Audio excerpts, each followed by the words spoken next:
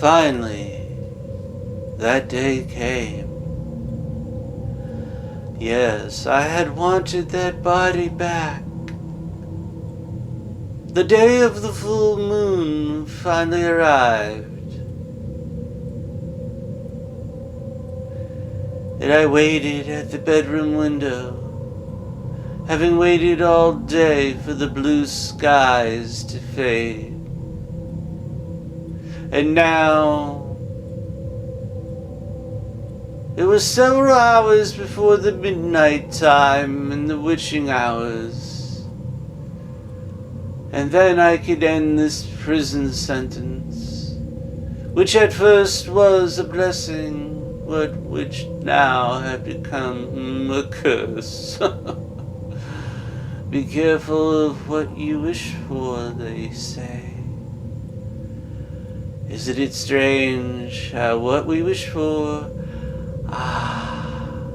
it always seems like it's a blessing.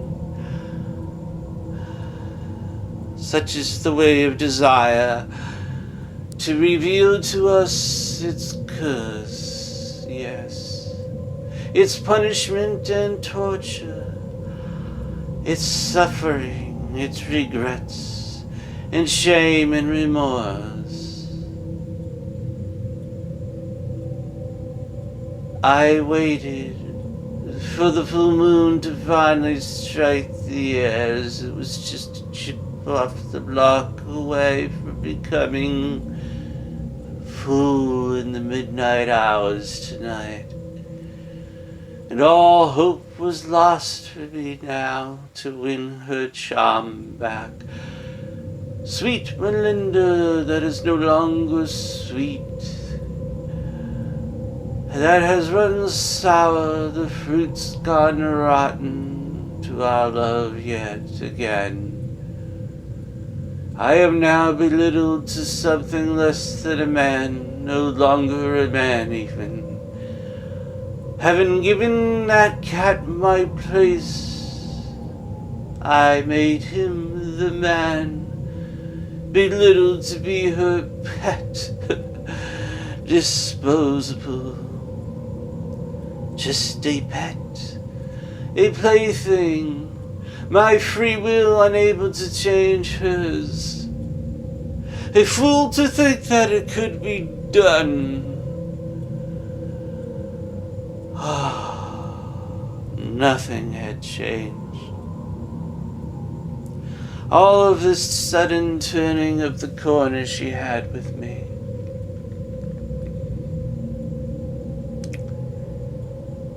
It was all gone now. She sat on the edge of the bed,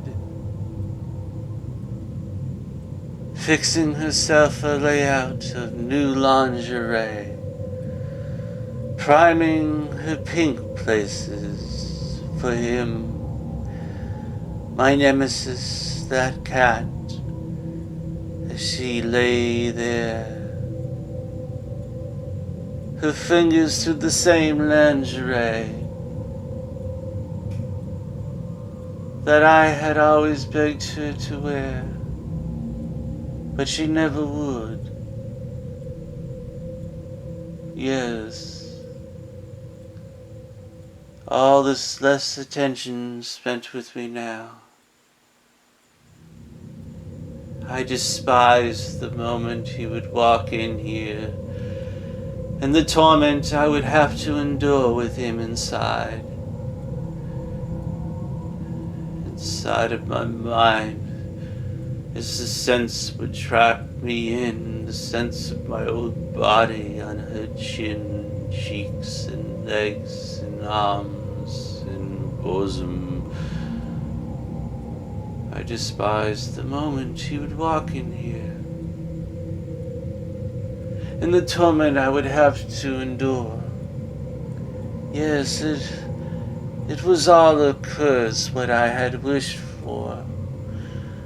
This wish I had made, this switch, and how I wanted to switch, yes.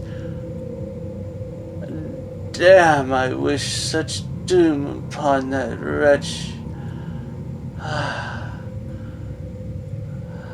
If if I could switch back and he could become this cat, and she would dispose of him at the shelter.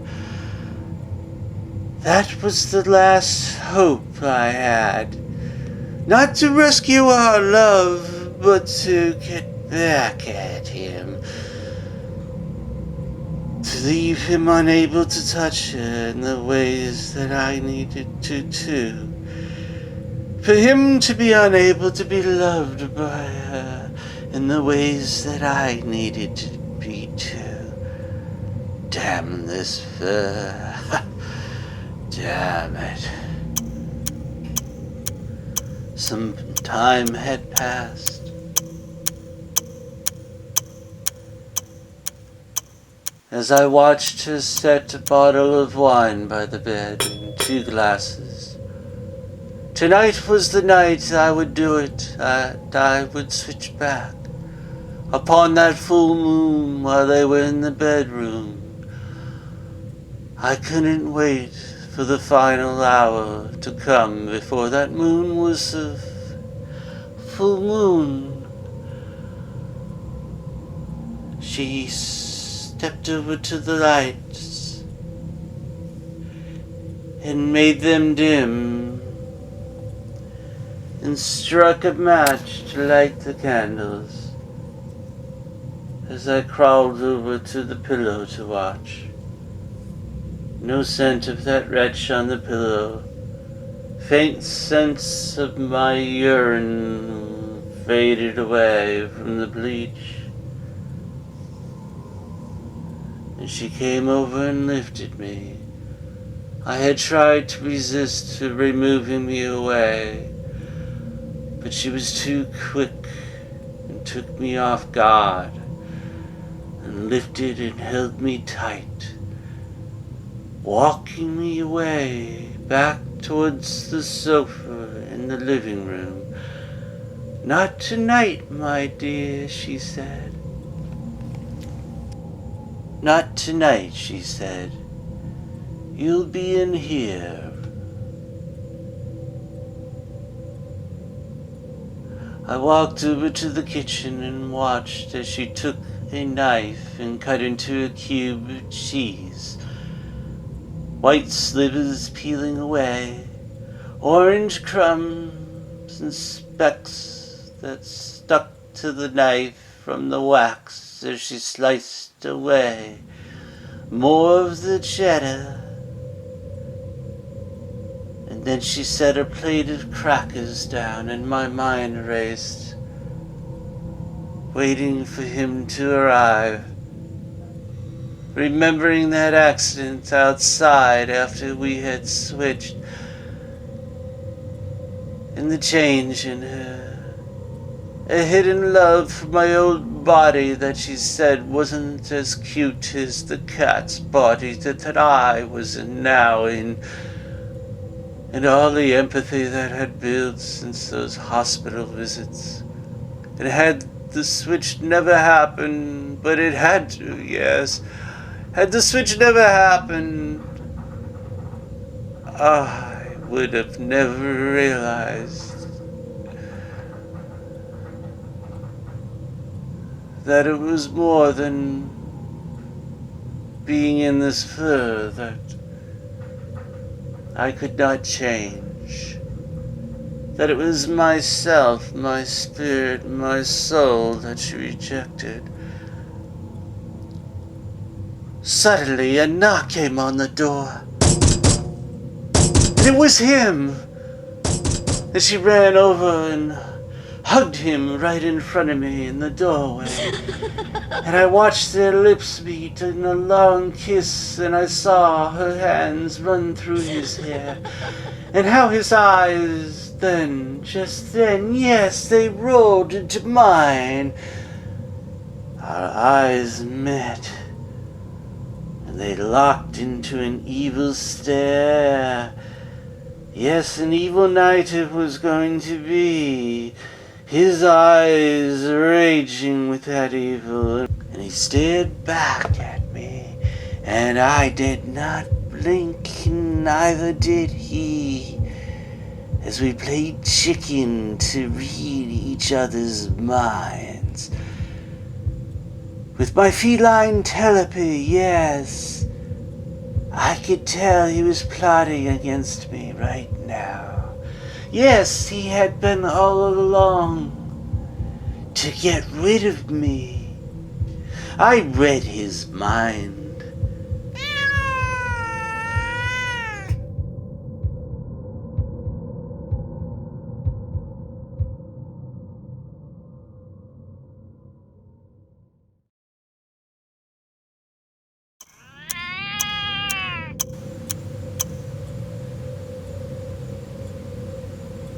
After she led him into the living room, to the sofa, and after she had set the vinyl, yes, the sound of music playing in the background, that old sound of old love and old romance, slow and soft filled the air.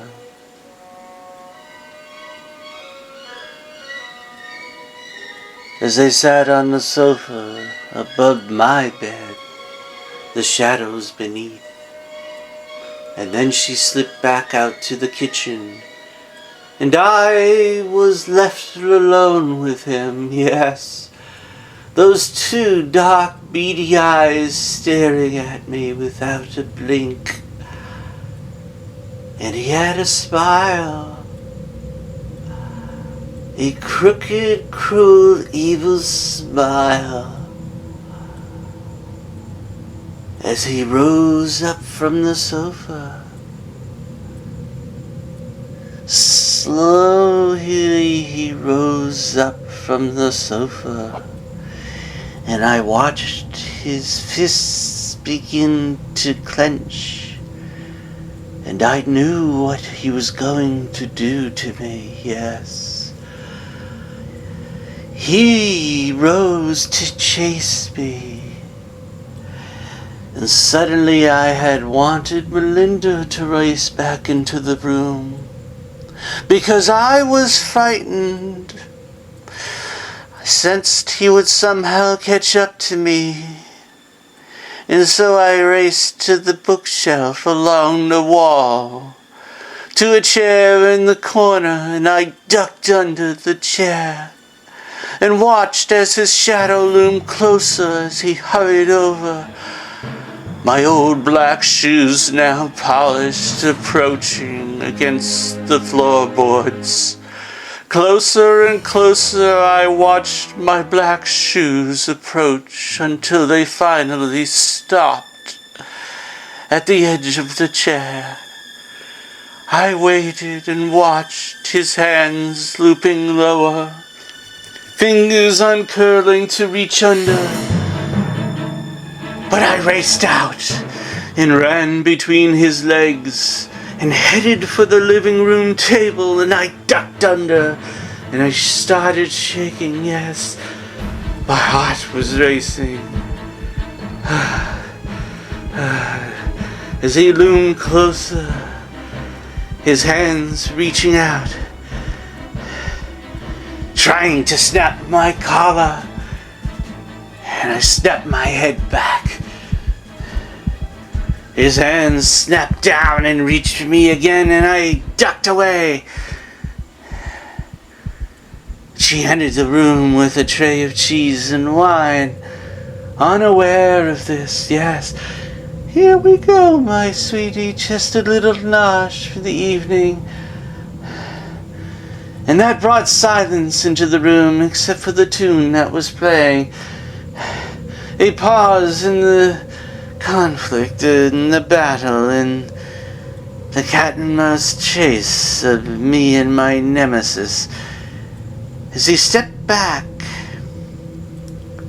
and reached for a glass of red in her hand and walked back over to the sofa. And I had to listen to her say, I like the change in you. It's a new you. I think it's nice, and I'm glad that you've turned the corner and changed. I like you better this way. And he smiled. I'm glad you do. And his fingers lifted a cracker and his eyes glared at me. I like myself better this way too, he said. And then she leaned over and set her lips into his. And I was trapped now, unable to stop what was going to happen, dreading that bedroom door behind the hallway shadows. As they cuddled and their fingers got restless and their lips started mending and the shirt buttons became undone and the bodies started rolling over against the back corners of the sofa and the underwear past the ankles, I had to switch back, but the midnight hour was still an hour away. A lifetime. Funny thing, time. It was all obvious to me now that being in this furry body and being cute with the fur, yes, and the white whiskers and soft paws, well, it all became obvious now that nothing could win over Melinda's love. Not for me. And it was because she had never loved me and never could. And it was that damn cat's fault, yes. Its soul and its personality were no match for mine. That damn feline personality I had switched with. And I had lost. It was all hopeless, as I wanted it so badly to get back inside my old body and snap out of this curse I had reckoned myself with. Damn, that moon was about to be full, but not fast enough. That hour, that final hour was a lifetime, I say, a lifetime.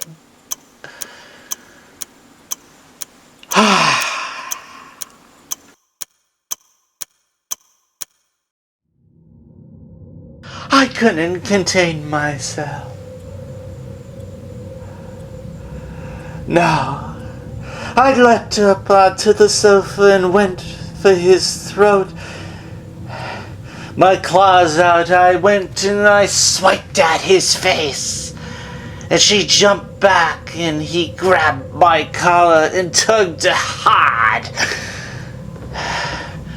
A speck of flesh I might have gotten as I felt something in my claws. I wanted to see blood. He tugged hard, and I choked and shrieked. Yes, I shrieked. I left a wet stain on his lap. And the tug was harder as I got thrown across the room and landed against the wall. My leg dislodged. It felt it was so painful as I dropped and plopped to the floor, and she screamed and darted a glance at me. What the hell have you done? Maddie, what the hell was that for? My nemesis darted a smile at me and then at her, and I saw his fingers clench and his eyes snarl as he stood up. In time, just in time to renew her despise and betray the love, all the love that she had gave me. Damn it, the love, the little love that there was that I could clutch onto, the last of the good memories. I was trapped now. I was getting under her skin now, literally under her skin, losing to that wretched cat spirit for the final time. And I had done all this for her, for Melinda, for the love we once had. All the love that cat had stolen from me all of the time, and the attempts and the hopes and dreams. I was cornered now in this costume of fur. On the stage of life, all the world a stage of life for hope and dreams. Unconditional love. For the final tragedy it brought. It was all just a trick to think it wouldn't end in tragedy. Never to think that this coat of fur could change things, that unconditional love, that unconditional hope and dreams. Even worse, I was a mute, unable to speak my mind, my words to her, to defend and plead my case, to tell her how much I felt the pain. And she glanced at me and then back to him, and her voice was low and sad and nervous. Are you going to come with me when I bring him in tomorrow? His eyes narrowing into mine. Don't you worry, dear. I'll take care of it myself.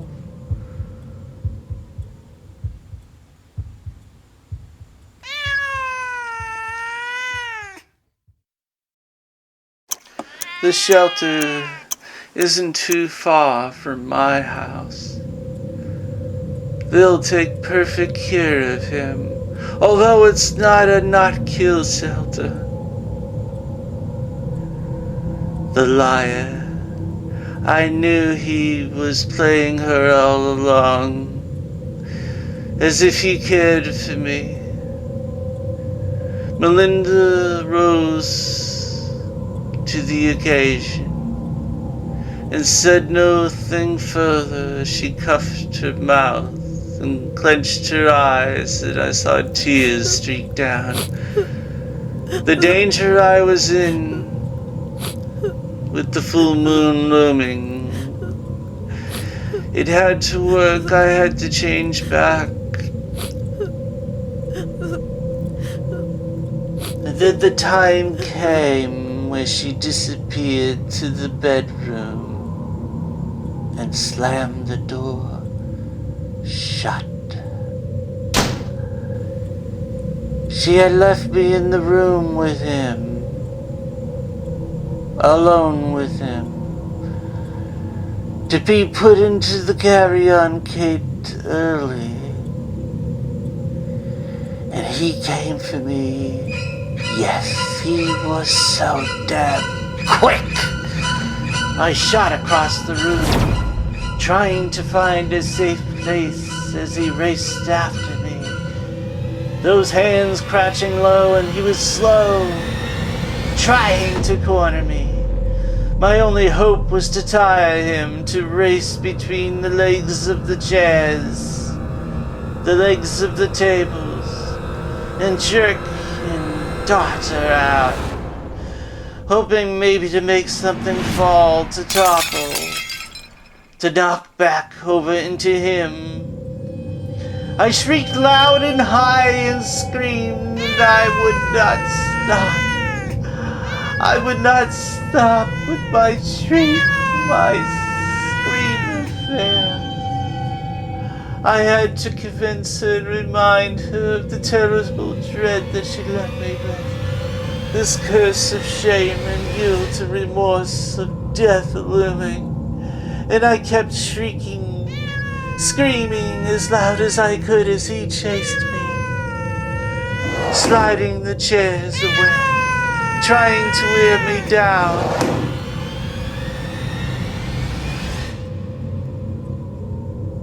I ran, and I kept running. Melinda opened the door. Hurry, change your mind, change your thoughts and feelings for me, please. Another cry. Another cry. More chairs sliding. You've got to hear me, Melinda. Can't you hear me? Another cry. Don't you care? Why did you turn on me, my love? Do you really want to be rid of me now, tonight, in this hour before the full moon? Do you, Melinda?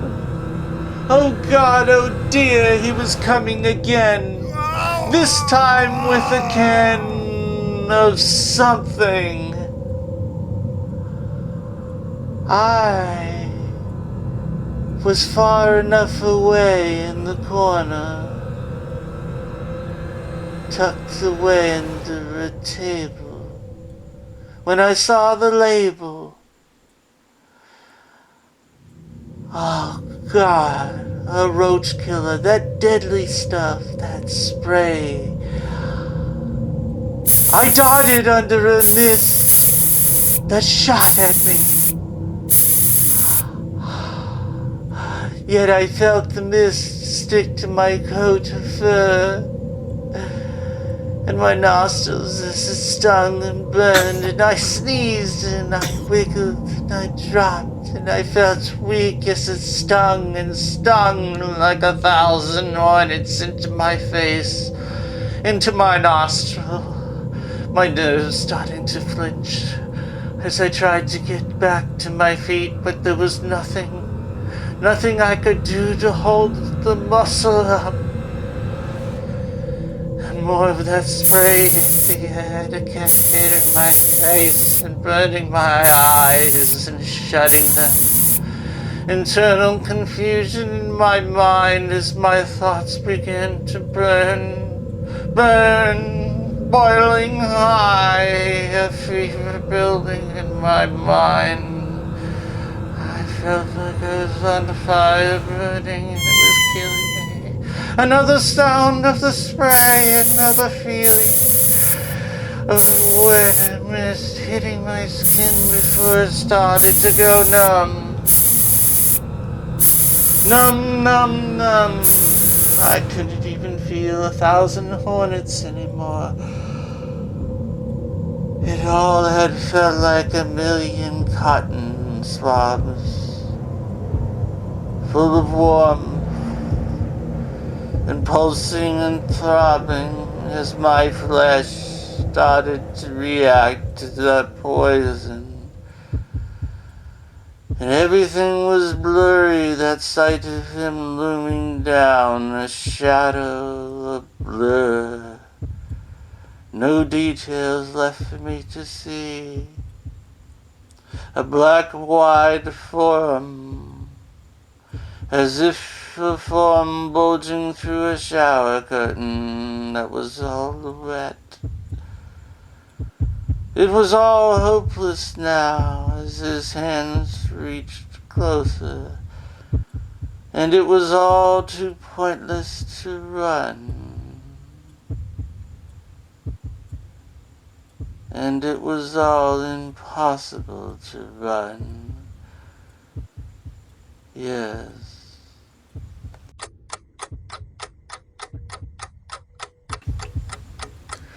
All along he had known to kill me before that full moon.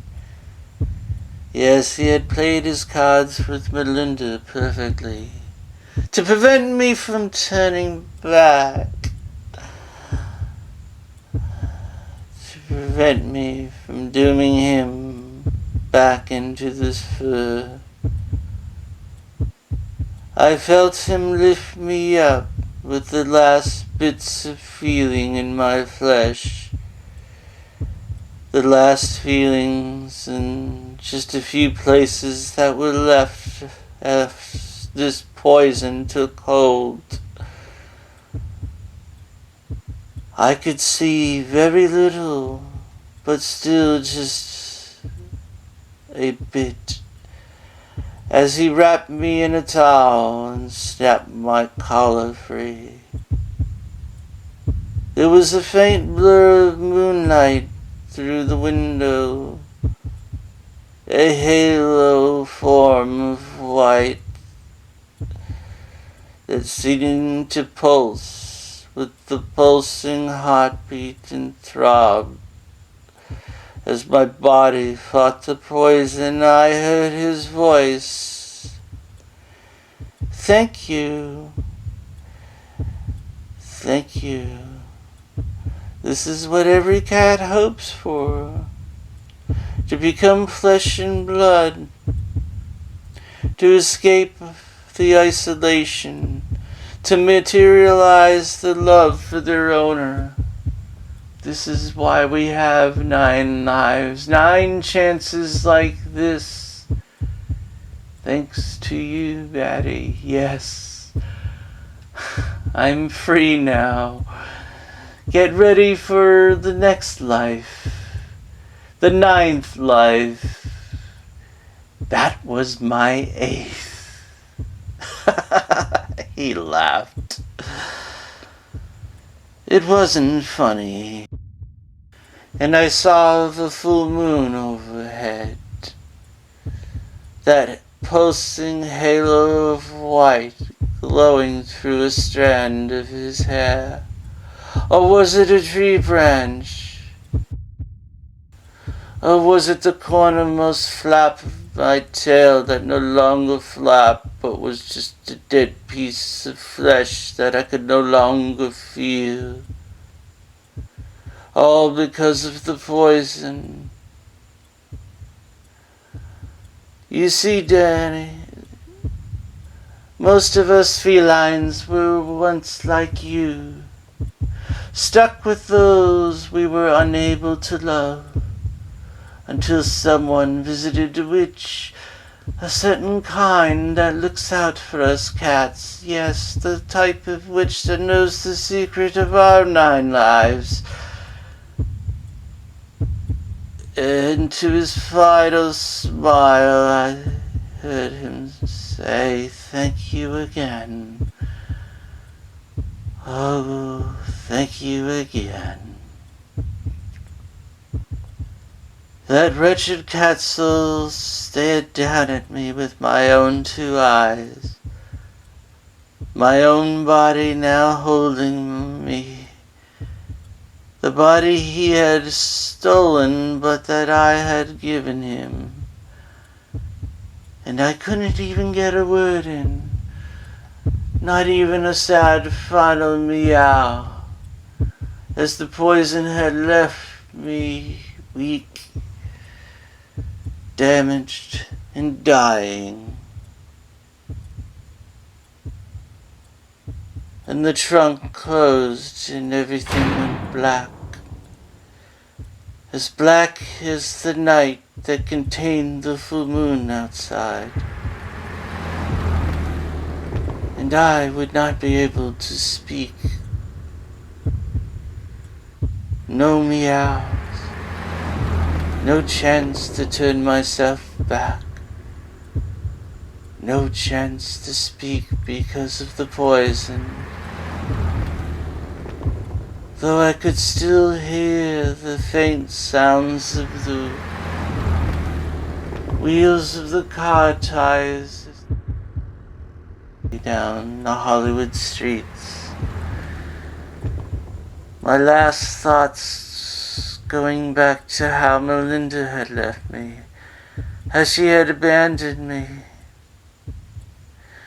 and how I had been left to realize how looks had nothing to do with love, and how the free will of one has nothing to do with how they can change the world, change their reality, never by any trick of the imagination or the eyes, or by any trick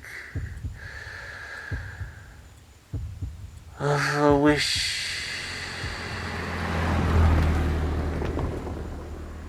Oh God, how I had realized how my mother was right too. She had been dead right in her wisdom, her warnings of that which I felt a fever in my brain, The final burning. Yes, in my cat brain, the fever wasn't going to break. It was boiling higher and higher. The heat was rising as I tried to curl over in this towel that now contained me, but it was too late now. I knew it was all over, yes. The pulsing of my heart started to slow and slow. The cat fever, high and rising. I was on fire, and I was burning until there was nothing left to burn.